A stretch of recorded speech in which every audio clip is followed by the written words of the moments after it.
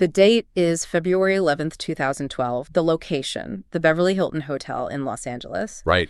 And if you know anything at all about the entertainment industry, you know that on this specific date, in this specific building, the air is usually just vibrating. It's the day before the Grammys. Exactly. The lobby is basically a runway for the most famous people on the planet. You have Adele, Jay-Z, the Foo Fighters, Kanye West. I mean, everyone is there. It's the Super Bowl of the music business. Yeah. The energy is usually frantic, celebratory, maybe a little bit narcissistic. Oh, for sure. It's this bubble of pure glamour. But on this particular Saturday afternoon, around 3:30 p.m., that bubble popped. It popped in the most horrific way imaginable. A call comes into the Beverly Hills 911 dispatch. It's frantic. The caller is just screaming that there's a woman unconscious in a bathtub in Suite 434. And the chaos that followed, I mean, you have to picture it. Paramedics and fire crews rushing through a lobby that's just packed with celebrities. It's surreal. They get to the room, they try CPR for about 20 minutes, but it's futile. At 3:55 p.m., the patient is pronounced dead. And within minutes, the whispers just start snaking through the hotel hallways.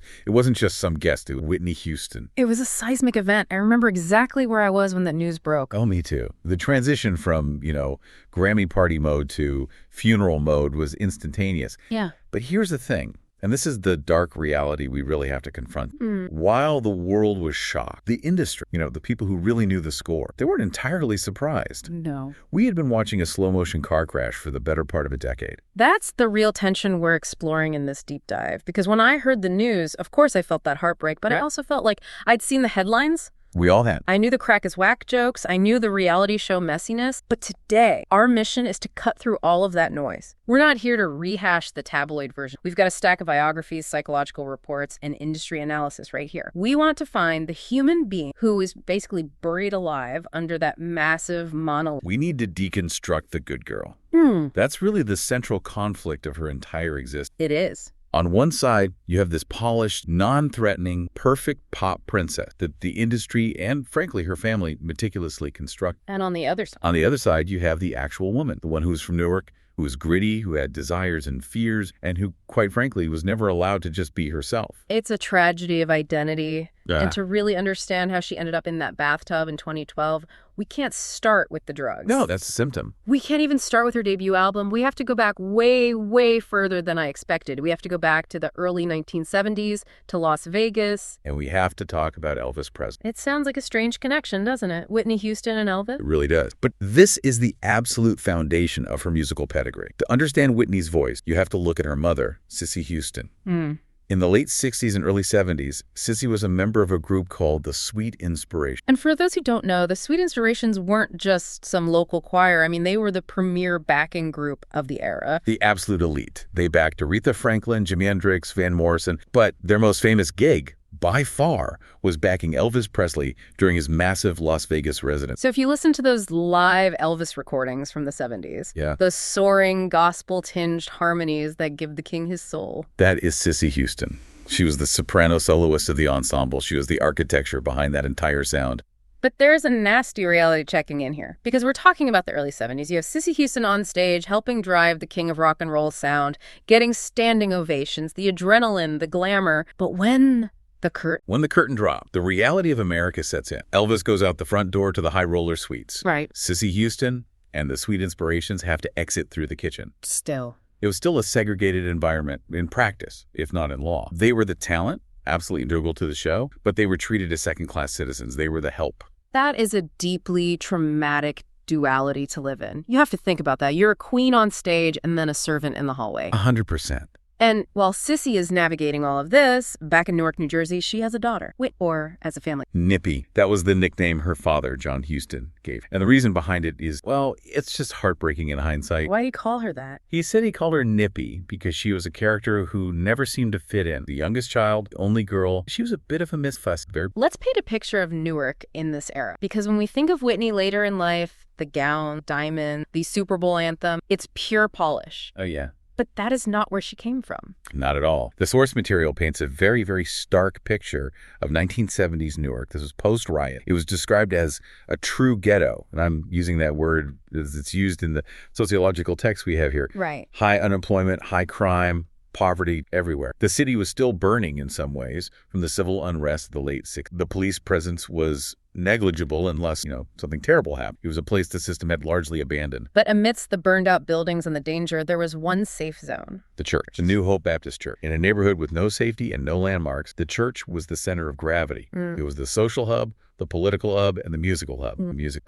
Yeah, this wasn't just casual Sunday singing where you clap along. No, this was a competitive sport. Cissy Houston was the minister of music, and she ran that choir like a military unit. Which brings us to what the sources call the boot camp. I think there's this myth that Whitney Houston just opened her mouth one day and that perfect sound came out like it was magic. Divine intervention, yeah. But looking at the notes on Cissy's training method, this sounds closer to athletic conditioning than musical. It was absolutely conditioned. Cissy was described by family members and neighbors as a tyrant when it came to the voice. She viewed Whitney's talent as this raw diamond that had to be cut with extreme precision, and she really didn't care if the process hurt. So what did that involve? We're talking forced Bible memorization to understand lyrical depth.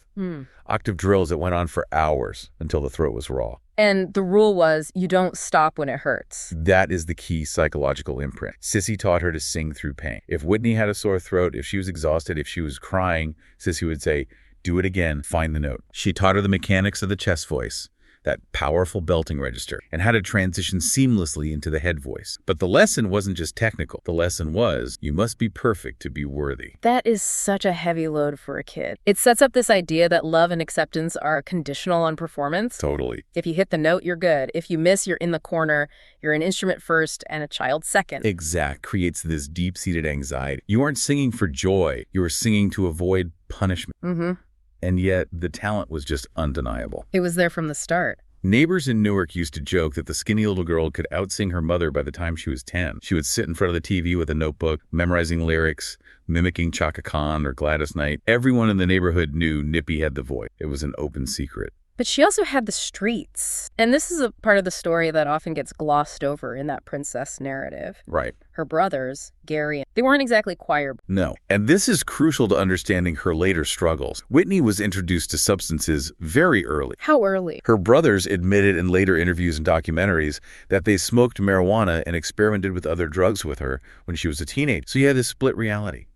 The pristine church girl with the golden voice during the day and a regular Newark kid hanging out on the corner smoking with her brothers at night. She was straddling two worlds from the very beginning. And then right in the middle of all this teenage turbulence, she meets someone who just changes everything. Enter Robin Crawford. Robin Crawford. This is, without a doubt, the most critical relationship in her entire life. It's 1979. Whitney is 16 or 17. She meets Robin, who is 19, at a summer camp in East Orange, New Jersey. And the connection is immediate. Instant. Robin describes Whitney walking up to her and just saying, "I am Whitney Elizabeth Houston," just declaring herself. I love that confidence. Wow. At 16, I am Whitney. It's magnetic. But Robin wasn't just a friend. She became her protector. You have to understand, Whitney's home life was volatile. Cissy and John fought constantly before they finally divorced. It was chaotic. So Robin was the safe space. Robin was the calm in the storm. Yeah. She was the one person who didn't want anything from Whitney other than her company. And the sources are explicit. This became a romantic relationship. You need to be really clear about this because for years it was just treated as a rumor. It's not a rumor anymore. Robin wrote about it in her memoir. They made out.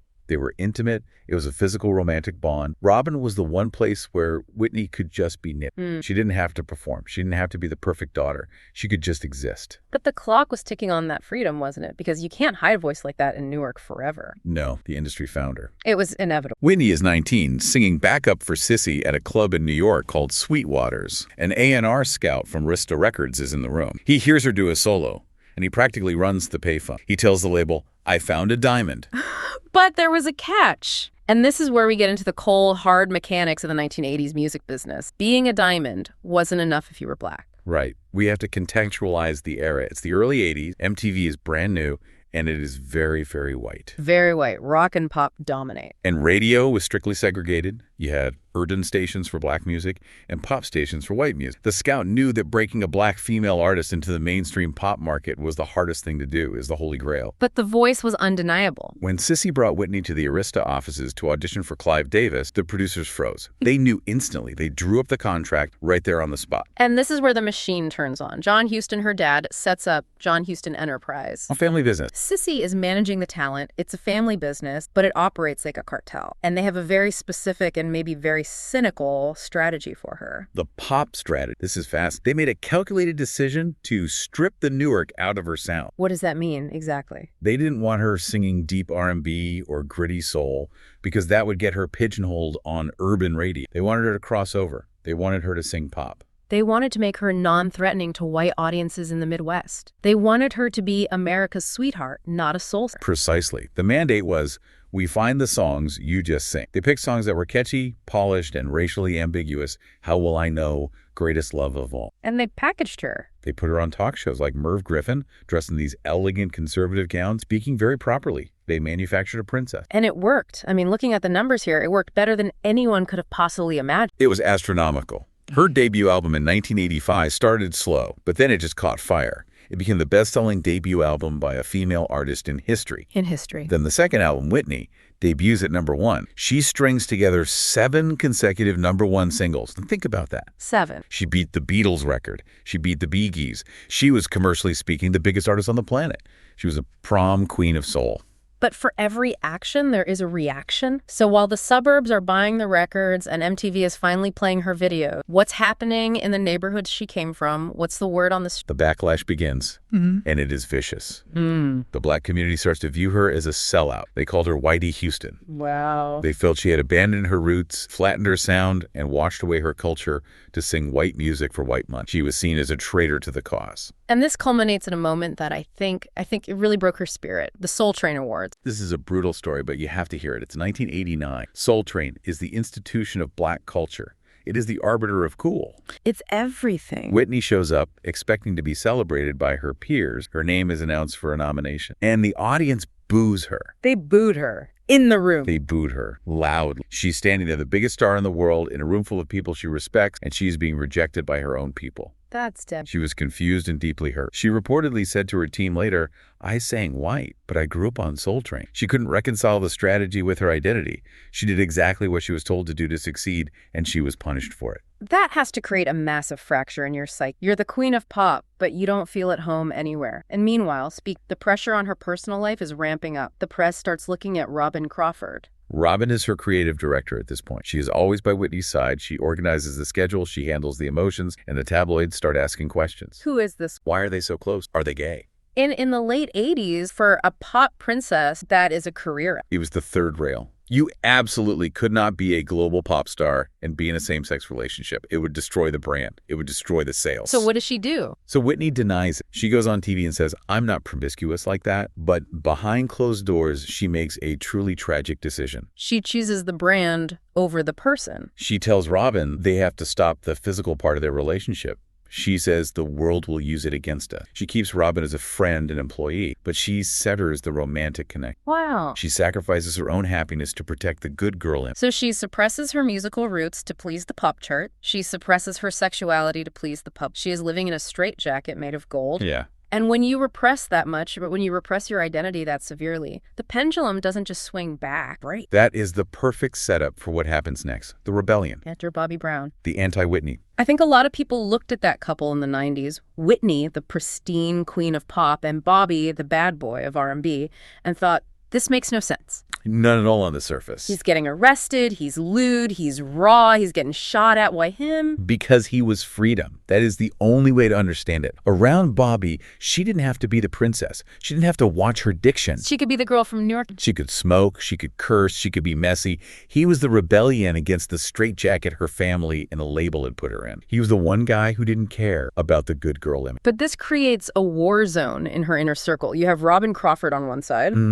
And Bobby Brown on the other. It was a classic toxic triangle. Yeah. Robin despised Bobby. She saw him as a threat to Whitney's talent, her stability, her reputation. She saw him as a parasite. And Bobby. Bobby hated Robin because he knew he was competing with her for Whitney's soul. He knew Robin held a piece of Whitney he could never really touch. And Whitney is just stuck in the middle, trying to keep everyone happy between two fires. And the marriage itself. I mean, looking at the source descriptions, it was chaos from day one. It was Sid and Nancy levels of dysfunction. They enabled each other's worst tendencies. The sources describe them locking themselves in a wing of their mansion for days at a time, just doing drugs, cocaine, marijuana, pills, while nannies took care of their daughter, Bobby Christina. And the infidelity. Bobby was openly flirting with dancers, cheating on tour, There's that famous story where Whitney tries to surprise him. Right, she flies out. She flies out, shows up at his hotel room and knocks. He screams through the door, "Why did you come here?" This is devastating. She bursts in and finds him with another woman. It turns into a physical brawl. And here is the tragic irony. Who has to break it up? Robin Crawford. Robin has to pull Whitney off of Bobby. Ah. The woman she pushed away is the one saving her from the husband she chose. And yet, right in the middle of this domestic nightmare, right when the drug use is escalating, she achieves the highest professional peak of her life. The Body. It's 1992. Kevin Costner calls. He wants her to star in a movie where she played. Well, she's essentially playing herself, a pop star being threatened. And she records the soundtrack. Yeah. We have to stop on I Will Always Love You because I didn't know the production history here. This wasn't just sing the song. Yeah. She made a very specific artistic choice that everyone fought her on. This is where you see her genius. It was a Dolly Parton cover.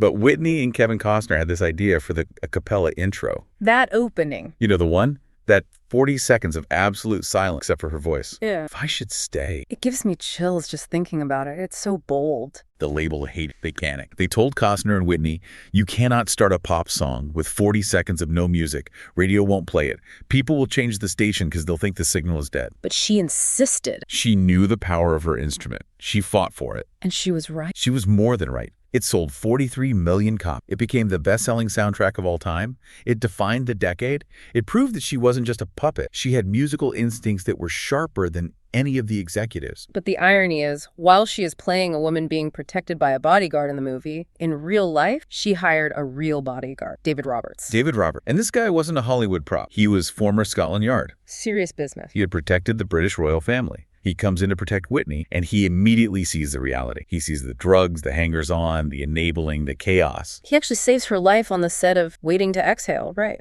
She overdosed in her trailer. Roberts rushed in, managed the medical situation, cleared the room, and brought her back. But he realized this wasn't a one-off. She was dying. He saw the trajectory. He saw it clearly. So he did what a professional does. He wrote a report. A detailed security assessment. He sent it to the management, which meant her father, John, and her mother, Sissy. The report was blunt.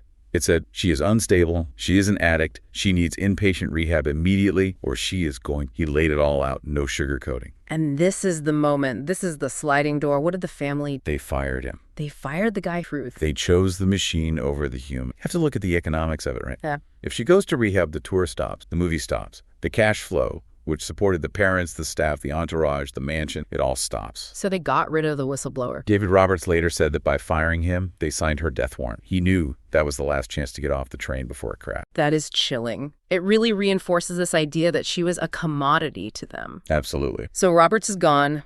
The guardrails are off. Yeah. And this is when the decline public. The late 90s and early 2000s were just painful to watch. The voice began to fail. You have to remember, cocaine and smoking just destroy the vocal cord. Musicians on her tours reported that they had to lower the keys of her songs because she couldn't hit the high notes anymore. You can hear it in the recordings. You can. She was sweating profusely on stage, breathless, barely getting through the set. The joy was gone. It was just labor. And then she loses her last pillar of support. Robin leaves. Robin leaves? She was pushed out. Bobby Brown and the family finally maneuvered her out of the inner circle. The friction just became too much. Robin realized she couldn't save Whitney if Whitney wouldn't be saved, and the environment was too hostile, so she left. And Whitney was left completely isolated with the people who were exploiting her. Speaking of exploitation, we have to talk about the loss. This one, I still struggle to wrap my head around. Her own father. It is Shakespearean betrayal. In 2001, Whitney signs this massive $100 million contract with Arista. Yeah. Biggest deal in music history at the time. Right. But she's a wreck. She can barely function. And her father, John Huston, who is on his deathbed with heart disease and diabetes, he sues her. He sues his own daughter while he's dying. For how much? For $100 million. Oh. He claimed breach of contract through his management company. He wanted his share of the deal. He felt he was owed for building her career. That's unbelievable. Whitney was devastated. She said, the dad who walked you down the aisle is suing you for money. She didn't even go to his funeral when he died shortly after. It's just hit after hit after hit, and physically she's just wasting away. This leads us to the Diane Sawyer, the infamous crack is whack moment. It's a meme now. We've all seen the GIFs. But if you watch the full interview with empathy, it is a cry for help. She looks so frail. Whitney is skeletal. She looks terrifyingly thin. Diane Sawyer confronts her about the anorexia rumors, the drug rumors, and Whitney gets defensive. Crack is cheap. I make too much money to ever smoke crack. It was a class defense. It was bizarre. She's trying to hold on to some shred of dignity. In her mind, crackheads were people on the street. She was a star. Right. She did rich people drugs like cocaine laced with marijuana. It was a delusion. She was telling the world she was fine while looking like she was about to collapse. She was trying to convince herself as much as the audience. Eventually, she does leave Bobby. In 2006, yeah, she tries to pivot. She moves to Atlanta. She tries to get clean. She reconnects with her daughter, Bobby Christina, who is growing up in the middle of all this trauma. And she actually releases a comeback album in 2009, I Look to You. And it went platinum. It did. The fans wanted her to win. We all wanted the happy ending. We did. But if you listen to that album, the voice is gone. The velvet is gone. It's raspy. It's a struggle. And for a woman whose entire self-worth was tied to vocal perfection, that must have been a daily humiliation. She was opening her mouth, and the sound just wasn't there anymore. Which brings us back to the Beverly Hills. February 2012. She's attempting another comeback. She's attending the party, but she's erratic. She's behaving strangely. She's drinking. She's taking Xanax to calm down. She's taking cocaine to speed up. And her heart.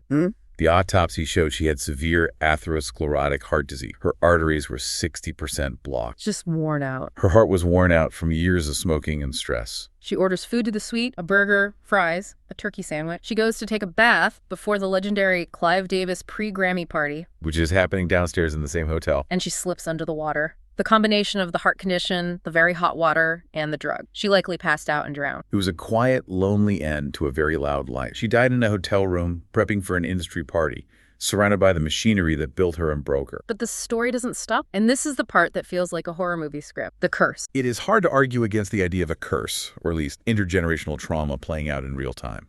3 years later, 2015, Whitney's daughter, Bobby Christina, is found unconscious. In a bathtub. Face down in a bathtub. Drugs involved. Okay. Almost the exact same scenario. It's eerie. She went into a coma and died 6 months later. She was 22. Just 22.